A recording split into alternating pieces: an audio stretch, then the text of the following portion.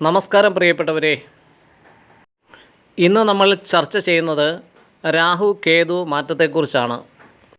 ജ്യോതിശാസ്ത്രപരമായി 2025 വളരെ പ്രത്യേകതകളുള്ള ഒരു വർഷമാണ്. അത് അടുത്തടുത്ത മാസങ്ങളിൽ പ്രധാന 3 ഗ്രഹങ്ങൾ രാശി മാറുന്നു എന്നുള്ളതാണ്. ആദ്യ മാറ്റം കഴിഞ്ഞ ഏപ്രിൽ 29-ന് 2.5 വർഷമായി കുംഭൻ രാശിയിൽ നിന്ന ശനീശ്വരൻ മീനം രാശിയിലേക്ക് മാറുകയാണ് ഉണ്ടായത്. മെയ് 14-ന് ഗുരു, അതായത് വ്യാഴം, ഇടവം രാശിയിൽ നിന്ന് മിഥുനം രാശിയിലേക്ക് മാറി. ഇതാ 4 ദിവസത്തെ വ്യത്യാസത്തിൽ മെയ് 18-ന് 1.5 വർഷക്കാലം ഒരേ രാശിയിൽ നിന്ന് ഫലം തരുന്ന രാഹു കേതുക്കളും മാറുകയായി. രാഹു കേതുക്കളുടെ രാശിമാറ്റ പ്രത്യേകത മറ്റു ഗ്രഹങ്ങളിൽ നിന്ന് തികച്ചും വ്യത്യസ്തമാണ്. മറ്റു ഗ്രഹങ്ങൾ പ്രദക്ഷിണമായി മുൻപോട്ട് രാശി മാറി സഞ്ചരിക്കുമ്പോൾ രാഹു കേതുക്കൾ അപ്രദക്ഷിണമായി പുറകോട്ട് വക്രഗതിയിലാണ് സഞ്ചരിക്കുന്നത്.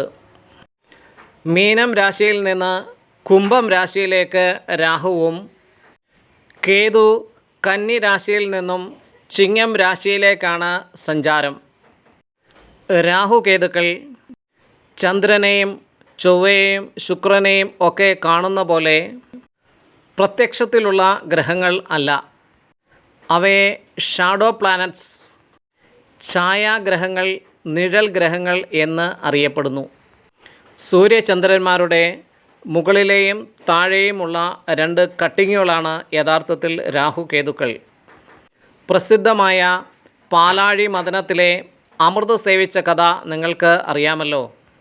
അസുരൻ ദേവന്മാരുടെ വേഷം ധരിച്ച് സൂര്യചന്ദ്രന്മാർക്ക് നടുവിലിരുന്ന് മോഹിനിയിൽ നിന്ന് അമൃത് സേവിച്ചതും തങ്ങളുടെ നടുവിലിരുന്ന് അമൃത് സേവിച്ചത് അസുരനാണെന്ന് മോഹിനിയായ മഹാവിഷ്ണുവിനോട് ഇവർ പറയുകയും ഭഗവാൻ തൻ്റെ സുദർശന ചക്രം കൊണ്ട് ഇവൻ്റെ കഴുത്ത് ഛേദിക്കുകയും അങ്ങനെ അമൃത് കഴിച്ചതിനാൽ മരണമില്ലാത്തവനായി തീർന്ന് സൂര്യചന്ദ്രന്മാരോടുള്ള പകയാൽ അന്നു തൊട്ട് ഇവർക്കൊപ്പം സഞ്ചരിച്ചു കൊണ്ടേ ഇരിക്കുകയാണ്.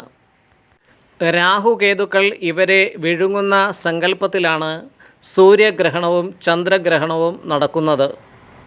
എന്തായാലും നമ്മളിലും ഓരോ ജീവജാലങ്ങളിലും 1.5 വർഷക്കാലം രാഹു കേതുക്കൾ ഓരോ രാശിയിലും നിന്ന് ചെലുത്തുന്ന സ്വാധീനം വളരെ വലുതാണ്. ഗ്രഹങ്ങളെല്ലാം രാഹു കേതുക്കൾക്ക് ഇടയിൽ വരുന്ന അപൂർവ സമയത്തെയാണ് കാളസർപ്പയോഗം എന്ന് പറയുന്നത്. കഴിഞ്ഞ കൊറോണ നടന്നത് അങ്ങനെയൊരു കാലഘട്ടമായിരുന്നു. ജ്യോതിശാസ്ത്രത്തിൽ ഗ്രഹങ്ങളെ പൊതുവിൽ 2ആയി തരംതിരിച്ചിരിക്കുന്നു. അത് ഇങ്ങനെയാണ്: ശുഭഗ്രഹങ്ങളെന്നും പാപഗ്രഹങ്ങളെന്നും. രാഹു കേതുക്കൾ പാപഗ്രഹങ്ങളിൽ പെട്ടവയാണ്. രാഹു കേതുക്കളെ ജ്യോതിഷത്തിൽ രാഹുവിനെ ശനിപ്പത്ത് എന്നും കേതുവിനെ കുജപ്പത്ത് എന്നും പറയാറുണ്ട്. അതായത് രാഹു ശനിയെപ്പോലെയാണ് ഫലങ്ങൾ തരുന്നതെന്നും കേതു കുജനെ പോലെ, അതായത് ചൊവ്വയെപ്പോലെയാണ് ഫലങ്ങൾ തരുന്നത് എന്നുമാണ് പറയാറ്. രാശിചക്രത്തിൽ രാഹുവിൻ്റെ 7-ാം രാശിയിലാണ് കേതു സഞ്ചരിക്കുന്നത്. 2026 ഡിസംബർ 5 വരെയാണ് രാഹു കേതുക്കൾ 1.5 വർഷക്കാലം ഒരേ രാശിയിൽ സഞ്ചരിക്കുന്നത്. മുജ്ജന്മം, വിഷം, ചതി, ബന്ധനം എന്നിവയൊക്കെ രാഹുവിനെ കൊണ്ട് ചിന്തിക്കുന്നു. കഴിഞ്ഞ ജന്മത്തിൽ നേടിയെടുക്കാൻ കഴിയാതെ പോയ ആഗ്രഹങ്ങളെയാണ് രാഹുവിനെ കൊണ്ട് കാണിക്കുന്നത്. ഒരു വ്യക്തിയുടെ ജാതകത്തിൽ രാഹു ഏത് ഭാവത്തിലാണോ നിൽക്കുന്നത്, ആ കാര്യത്തിന് വേണ്ടിയായിരിക്കും ആ വ്യക്തി ഏറ്റവും കൂടുതൽ പരിശ്രമിക്കുന്നതും ആഗ്രഹിക്കുന്നതും. അതിനുവേണ്ടി എന്തും ചെയ്യാനും അവർ തയ്യാറാകും. നേരായ മാർഗവും നെറികെട്ട മാർഗവും ഒക്കെയും ഇങ്ങനെയുള്ളവർ തിരഞ്ഞെടുക്കും എന്ന് അർത്ഥം. അമൃത് സേവിച്ച സിംഹികയൻ എന്ന അസുരനെ പോലെ കഴിഞ്ഞ ജന്മത്തിൽ സാധിക്കാതെ പോയ ആഗ്രഹത്തിൻ്റെ സാഫല്യത്തിനായിരിക്കും അത്. സാധാരണഗതിയിൽ രാഹു ഉപജയഭാവങ്ങളായ 3, 6, 10, 11 എന്നീ രാശികളിൽ നിൽക്കുന്നത് നല്ലതാണ്. 9-ൽ നിൽക്കുന്നത് നന്നല്ല. ഒരു ഗുരുത്വമില്ലായ്മ അവിടെ ഉണ്ടാവുന്നതാണ്. രാഹു ഒരു തമോ ഗ്രഹമാണ്. അൺറിയലായിട്ടുള്ള കാര്യങ്ങളെയാണ് രാഹു സൂചിപ്പിക്കുന്നത്. അത് ഇല്ലാത്ത ഒന്നിനെ ഉള്ളതായി കാണിക്കുകയും ഉള്ളത് ഒന്നിനെ ഇല്ലാത്തതായി കാണിക്കുകയും ചെയ്യും. ഒരു സിനിമ പോലെ രാഹുർ ദശയിൽ അതിൻ്റെ ചാരവശാൽ അതിന് സ്വാധീനമുള്ള സമയങ്ങളിലൊക്കെയും ഇങ്ങനെ ആയിരിക്കും. യാഥാർത്ഥ്യത്തിൽ നിന്ന് നമ്മളെ അകറ്റിക്കൊണ്ടു പോകുന്ന ഒരാളാണ് രാഹു. ഈ സ്വാധീന കാലങ്ങളിൽ ഉണ്ടാകുന്ന സ്നേഹബന്ധം, പ്രത്യേകിച്ച് പ്രണയബന്ധം ഒക്കെയും വളരെ ശ്രദ്ധിക്കേണ്ടതാണ്. ടീനേജ് പ്രായത്തിലുള്ളവർ ശ്രദ്ധിക്കുക. സ്നേഹപ്രണയങ്ങൾ നടിച്ചു വരുന്നവർ പലരും പല മുതലെടുപ്പിന് വേണ്ടി ആയിരിക്കും. അതൊന്നും സത്യസന്ധം ആയിരിക്കുക ഇല്ല. രാഹു മോശ സ്ഥാനങ്ങളിൽ നിൽക്കുന്ന ആൾക്കാർ ചീത്ത കൂട്ടുകെട്ടുകളിൽപ്പെട്ട് നശിക്കാൻ സാധ്യതയുണ്ട്.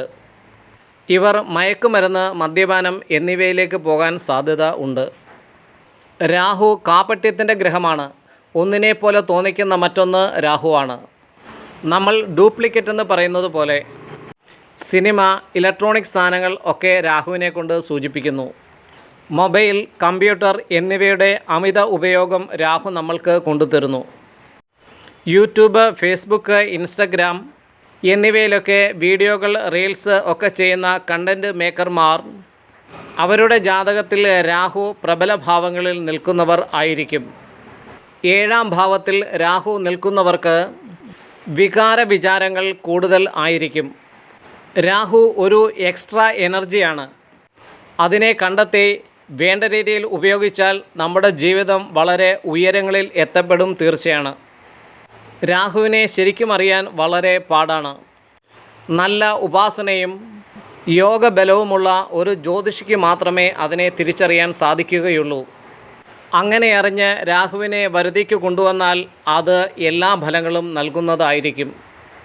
കേതു ദുർബലമായി നിന്നാൽ അപകീർത്തി, രോഗം, മറ്റു ദുരിതങ്ങൾ, കഷ്ടനഷ്ടങ്ങൾ, കടബാധ്യതകൾ എന്നിവയൊക്കെയും ഉണ്ടാവാം.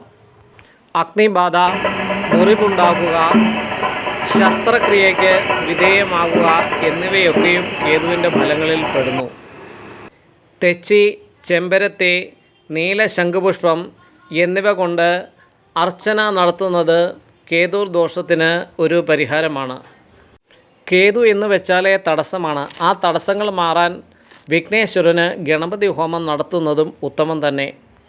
രാഹുർ ദോഷത്തിന് സർപ്പക്കാവുകളിൽ ദർശനം നടത്തുന്നതും ആയില്യം പൂജയും അഷ്ടനാഗപൂജ, തളിച്ചുകൊട, പുറ്റ്, മുട്ട, മഞ്ഞൾപ്പൊടി, ഉപ്പ് എന്നിവ മേടിച്ച് നാഗക്ഷേത്രങ്ങളിൽ സമർപ്പിക്കൽ, നാളും പേരും പറഞ്ഞ് പുള്ളുവൻ പാട്ട് പാടിക്കുക എന്നിവയൊക്കെയും പരിഹാരമാണ്.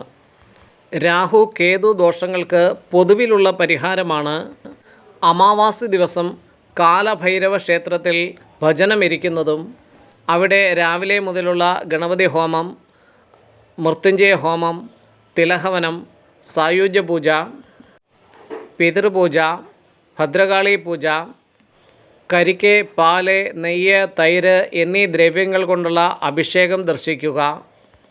ഇവയൊക്കെയും ദോഷപരിഹാരമാണ്.